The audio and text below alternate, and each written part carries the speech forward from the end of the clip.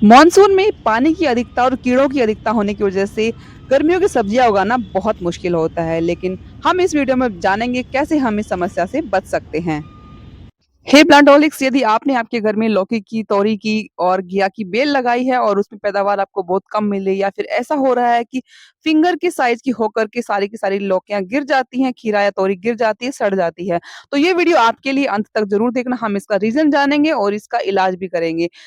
जो monsoon season होता है वहाँ उस मौसम में जहाँ एक तरफ गुड पोलिनेटर्स बहुत कम आते हैं, वहीं उसी तरफ बैड पोलिनेटर्स बहुत आते हैं। अभी गुड और बैड से मेरा मतलब है good pollinators like honey bee, भंवरे, वो सब जो है पोलिनेशन करते हैं, लेकिन वो अपना नेक्टर लेके भाग जाते हैं। लेकिन बैड पोलिनेटर्स जैसे कि फ्रूट फ्लाई बहुत नन्ही सी मक्खी के जैसी साइज की होती है वो भी, लेकिन वो क्या करती है, वो अपने लिए ही पोलिनेशन करती है सारे के सारे फूलों का। मतलब पॉलिनेशन करेगी, फ्रूट बनेगा, फ्रूट बनते ही तुरंत उसके अंदर अपने अंडे वो डाल देती है। और इसीलिए अक्सर एक रीजन, बहुत सारे रीजन होते हैं, उनमें से एक रीजन यही होता है, मोस्ट कॉमन रीजन, कि आपकी बेल बहुत हेल्दी है, लेकिन जो आपकी सब्जियां हैं वो इस तरह से सड़ जाती हैं, क्योंकि उसमें वो मक्खी अपना अंडा छोड़ देती है, वो इंसेक्ट अपना अंडा छोड़ देता है। तो एक तरफ जहां हमें हैंड पोलिनेशन करना पड़ता है इस सिचुएशन में, क्योंकि मानसून में पोलिनेटर्स बहुत कम आते हैं, तो पोलिनेशन तो हो जाएगा, लेकिन जो ये इंसेक्ट्स होते हैं वो अपना काम जारी रखेंगे। तो आज हम करेंगे एक ऐसा इंसेक्टिसाइड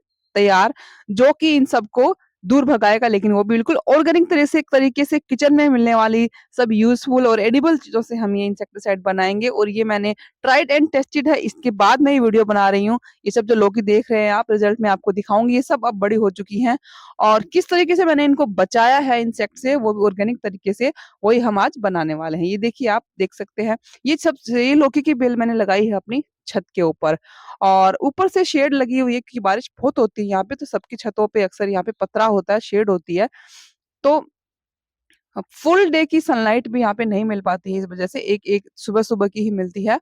और मौसम ह्यूमिड बना रहता है, बारिश भी लगती रहती है इसके ऊपर से, और इस तरीके से फिर लौकियां जो होती हैं वो इस तरीके से हो जाती हैं। ये देखो, ध्यान से देखेंगे हमें पता भी नहीं चलेगा कि छेद इसमें कहाँ पर हुआ है, लेकिन रीजन एक ये होता है कि वो उसके अंदर अंडे ले करती है। इस बात का हम पता कैसे लगाएंगे, वो हमें ऑब्जर्व करना होगा कि किस तरह के इंसेक्ट हमारे बेलों पे आते हैं। एक रीजन यही होता है, और दूसरा रीजन तो आप पता ही है, अगर बहुत ज्यादा पानी हो गया वो रीजन भी होता है, लेकिन पानी तो मेंटेन में करती हूँ क्योंकि ऊपर से शेड भी है। तो मैंने देखा कि यहाँ पर शायद आप देख पा रहे हो स्क्रीन पे, ये जो मंडरा रही है ये वही होती है जिसे बोलते हैं फ्रूट फ्लाई, नाम से बोलते हैं इसको। बहुत नन्ही सी होती है, मक्खी से भी छोटी होती है, और ये मैंने देखा अक्सर बहुत सारी आती है मेरे बेलों पे।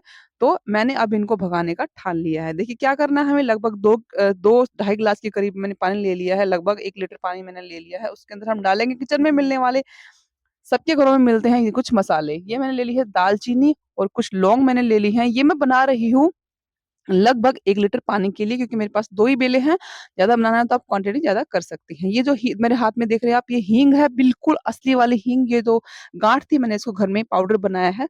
तो सब ओरिजिनल मसाले आपको लेने हैं। इसको हम दरदरा कूट लेंगे थोड़ा। दालचीनी में एक तेज सुगंध होती है और एंटी फंगल गुण होते हैं, जो पौधों पर लगने वाले फंगस और छोटे छोटे कीटों को दूर रखने में मदद करते हैं। इसकी खुशबू ही कई इंसेक्ट्स को प्लांट से दूर कर देती है। और इसके बाद काली मिर्च में पिपरीन नाम का एक कंपाउंड होता है, जो कीड़ों के नर्वस सिस्टम को इरिटेट करता है और उन्हें प्लांट पर टिकने नहीं देता है। यह एक नेचुरल रिपेलेंट की तरह काम करती है। तो अगला हम डालने वाले हैं नीम के पत्ते। मेरे पास सूखे हैं, आपके पास फ्रेश हैं तो और भी अच्छा है, आप डाल सकते हैं। नीम को तो वैसे भी नेचुरल पेस्टिसाइड कहा जाता है, ऑर्गेनिक खेती में बहुत इस्तेमाल होता है इसका। इसमें अजाडायरेक्टिन नाम का तत्व होता है, जो कीड़ों के ग्रोथ साइकिल को रोक देता है। देखो कितना इंपॉर्टेंट है, उनकी ग्रोथ साइकिल को रोक देता है और उन्हें धीरे धीरे खत्म करने में मदद करता है, बिना पौधे को नुकसान पहुंचाए। और अभी बारी आती है लहसुन की।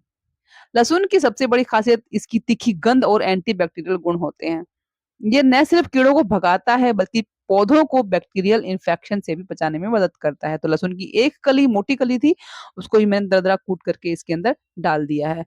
और हींग हमने इस्तेमाल किया था, हींग के बारे में हम बात करेंगे। हींग की तेज गंध जो होती है छोटे छोटे इंसेक्ट और एफिड्स को बहुत जल्दी रिपेल करती है। ये खासकर उन कीड़ों के लिए असरदार होती है जो पत्तों के आसपास जमा होते हैं। तो इस मिश्रण को मैंने उबाल लिया है अच्छे से एक बार, मतलब एक बार बॉयल आना है, मैक्स टू मैक्स 5 मिनट तक हमें इसको हीट करना है। उसके बाद हमें इसको उतार लेना है गैस से और हमें इसको ठंडा करना है। ठंडा कैसे करना है हमें? ठंडा हमें करना है इसको लिड को, ढक्कन को ढक के, ताकि इवेपोरेट नहीं हो, हमारी कोई भी इसकी गंध जो होती है वो इवेपोरेट नहीं होने। सो अभी मैं स्प्रे करने के लिए अपने इस इंसेक्टिसाइड को एक स्प्रे बॉटल का, नई स्प्रे बॉटल का अनबॉक्सिंग करने वाले हैं, जो खासतौर पर पंप से हवा भरकर स्प्रे करने के लिए इस्तेमाल होती है। ये बॉटल मेरे पास पहले भी थी लेकिन वो टूट गई थी, इसलिए मैंने नई मंगवाई अभी। अभी गार्डनिंग में इतना कुछ सामान खरीदने पे घर वाले तो बड़बड़ करते ही, आपके भी करते हैं, कमेंट में बताना ज़रूर कि कितना कुछ खरीदते रहते हो, कभी पौधे लाते हो, कभी गमले लाते हो, कभी स्प्रे लाते हो, कभी इंसेक्ट, कभी कभी स्प्रे बॉटल लाते हो, है ना? खर्चे तो होते हैं, थोड़े बहुत तो होते ही हैं।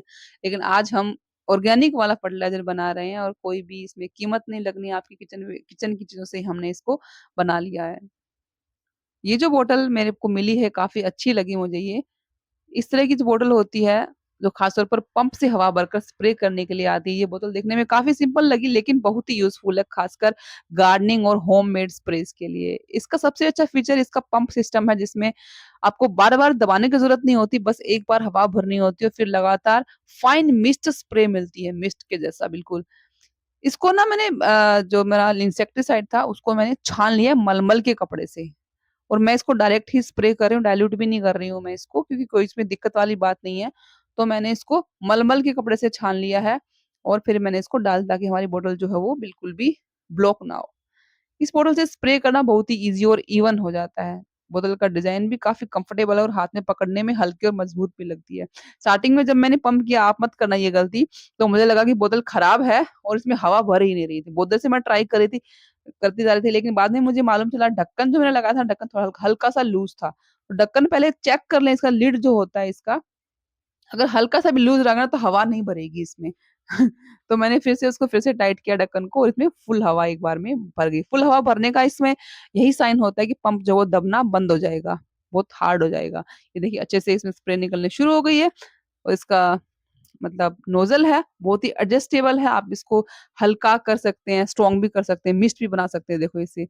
और पर्टिकुलर किसी एक चीज़ पर आपको टारगेट करना है तो उस पर भी आप स्प्रे कर सकते हो और पूरे पे फैला के करना है मिस्ट के जैसा तो भी आप स्प्रे कर सकते हैं। तो जब भी हम किसी भी तरह के फर्टिलाइज़र्स या इंसेक्टिसाइड्स का स्प्रे करते हैं हमारे किसी गार्डन में, तो उनकी टाइमिंग और फ्रीक्वेंसी बहुत इम्पोर्टेंट होती है, यानी कि हमें किस समय करना चाहिए और कितने-कितने दिन में या कितने-कितने अंतराल में हमें करना चाहिए। अब मानसून सीज़न को ध्यान में रखते हुए इसका सही यूज़ और टाइमिंग भी बहुत इम्पोर्टेंट है। बारिश के मौसम में स्प्रे हमेशा उस समय करें जब बारिश ना हो और मौसम थोड़ा स्टेबल हो।